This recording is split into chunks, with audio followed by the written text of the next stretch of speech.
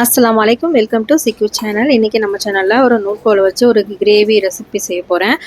அந்த gravy recipe வந்து 2 in 1 2 டிஷ்ஷுக்கு வந்து சூட்டபிளாக இருக்கும். இந்த கிரேவிக்கு நான் ஃபைனலாக ஒரு பொருள் சேர்ப்பேன். அந்த பொருள் தான் இந்த கிரேவியோட டேஸ்ட்டையே இன்னும் என்ஹான்ஸ் பண்ணி கொடுக்கும். சூப்பராக இருக்கும், அல்டிமேட்டாக இருக்கும்.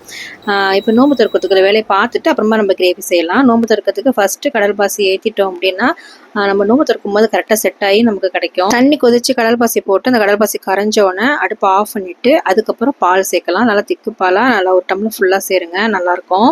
அதோட இந்த ரோஸ் மில்க் எசன்ஸ் வந்து சேர்த்துக்கலாம். கொஞ்சமாக ஒரு 2 டேபிள் ஸ்பூன் அளவுக்கு நான் சேர்த்துருக்கேன். அதை நல்லா கரைச்சி விட்டதுக்கப்புறம் 2 குழிக்கரண்டி அளவுக்கு நான் சுகர் சேர்த்துருக்கேன். அதையும் நல்லா கரைச்சி விட்டுக்கோங்க. இப்போ வந்து லைட்டாக இது வந்து வடிகட்டி எடுத்துக்கலாம். நம்ம இதை வடிகட்டிட்டு இதை அப்படியே வந்து நம்ம ஃப்ரிட்ஜில் வந்து செட் பண்ணி விட்டுடலாம். இது ஒரு பக்கம் இருக்கட்டும். இப்போ நூல்கோல் வந்து நம்ம கிரேவி பண்ண ஆரம்பிச்சிடலாம்.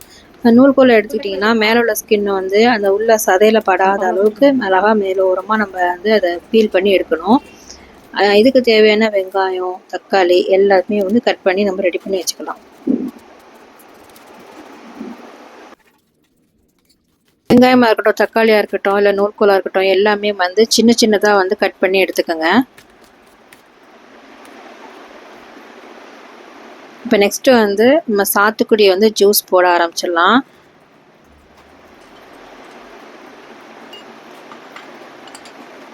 சாத்துக்குடி ஜூஸ் போடுறதுக்குன்னே இந்த மிஷின் வந்து சூப்பராக ரெடி பண்ணியிருக்காங்க.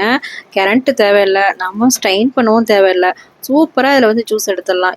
இது மற்ற பழங்களுக்கெலாம் வந்து சொல்லுவாங்க, ஆனால் எனக்கு என்னமோ எதுவுமே எனக்கு அதில் செட்டே ஆகலை.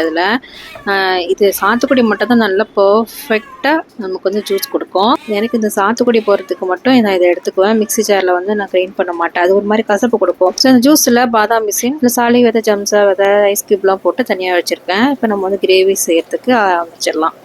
ஒரு 2 ஸ்பூன் அளவுக்கு நான் எண்ணெய் சேர்த்துருக்கேன். அந்த பீ லீஃபு, பட்டை, கிராம்பு, அப்புறம் கல்பாசி வந்து சேர்த்துருக்கேன். நம்ம கட் பண்ணி வச்ச வெங்காயம், பச்சை மிளகாலாம் சேர்த்து நல்லா வதக்கிக்கலாம். இது ஒரு செவந்த கண்ணாடி பதம் வந்ததுக்கப்புறம் 1 டேபிள் ஸ்பூன் அளவுக்கு இஞ்சி பூண்டு பேஸ்ட்டு சேர்த்துருக்கேன். அது நல்லா மசிஞ்சதுக்கப்புறம் தக்காளி சேர்த்துக்கலாம். இது நல்லா வதங்கிறதுக்கு நம்ம இந்த ஸ்டேஜ்லேயே இந்த கிரேவிக்கு தகுந்த உப்பையும் சேர்த்துடலாம். 1.5 ஸ்பூன் அளவுக்கு நான் இதில் உப்பு சேர்த்துருக்குறேன். இதை நல்லா வதக்கி கொடுத்துக்கோங்க. மசாலா போடுறதுக்கு முன்னாடி இது நல்லா வேகட்டும், மூடி போட்டு வேக வச்சிடலாம். இப்போ மசாலா வந்து எடுத்துக்கலாம். நல்லா மசிஞ்சிருச்சு. மஞ்சத்தூள், மிளகுத்தூள், ஜீரகத்தூள், அது கூட வந்து நான் மிளகாத்தூள் வந்து சேர்த்துருக்குறேன்.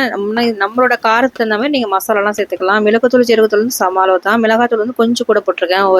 ஒரு ஸ்பூனுக்கும் கொஞ்சம் கூட போட்டிருக்கேன். அப்புறம் வந்து சிக்கன் மசாலா சேர்த்துங்க, நல்லா வாசனையாக இருக்கும். கரம் மசாலா சேர்த்துருக்கேன். இப்போ நூற்கோல் வந்து நம்ம சேர்த்துக்கலாம். நூற்கோலும் நீர் சத்துடையது, நார் சத்துடையது. அது கூட வந்து இந்த கேப்சிகமும் நீர் சத்துடையது. ரொம்ப ஹெல்த்தியான ஃபுட் இது. கண்டிப்பாக ட்ரை பண்ணுங்கள். இந்த ஃபைனலாக நான் வந்து இதில் ஒரு பொருள் சேர்ப்பேன்னு சொல்லியிருக்கேன். அதுதான் ஃபைனல் டச்சு. செம்ம டச்சிங், சூப்பராக இருக்கும். கண்டிப்பாக இந்த ரெசிபியை நீங்கள் ட்ரை பண்ணி பாருங்கள். இப்போ சோயா சாஸ் வந்து 1 ஸ்பூன் அளவுக்கு சேர்த்துருக்குறேன். நூல்கோல் வந்து வெந்ததுக்கு அப்புறம் இந்த 2 முட்டையை சேருங்க, செம்ம டேஸ்ட்டாக இருக்கும். இதுதான் நான் சொன்ன ஃபைனல் டச்சு. அடுப்பு வந்து இப்போ ஹையில் தான் இருக்குது. நான் லேசாக 2 பெரட்டினதுக்கப்புறம் அடுப்பை வந்து ஆஃப் பண்ணிடணும். அந்த ஹீட்லேயே வந்து முட்டை வந்து தனித்தனியாலாம் போகாமல் அப்படியே கிரேவி மாதிரியே நமக்கு வந்து செட் ஆகி கொடுத்துரும். சூப்பராக இருக்கும். நம்ம செஞ்சது எல்லாத்தையும் இப்போ எடுத்து வைக்கலாம். நான் வந்து ஃப்ரூட்ஸ் கட் பண்ணியிருக்கேன், ஜூஸு, அதோட வடை, கஞ்சி. இதில் வந்து சாக்லேட் சிரப்பு வந்து ரோஸ் மில்க்கு, கடல் பாசியோட சேர்த்துருக்குறேன். சப்பாத்தி வந்து 2 சப்பாத்தி எடுத்துருக்குறேன். அது கூட அந்த கிரேவி எடுத்துருக்கேன். இப்போ சப்பாத்திக்கு வந்து இதை தொட்டு சாப்பிட்லாம்.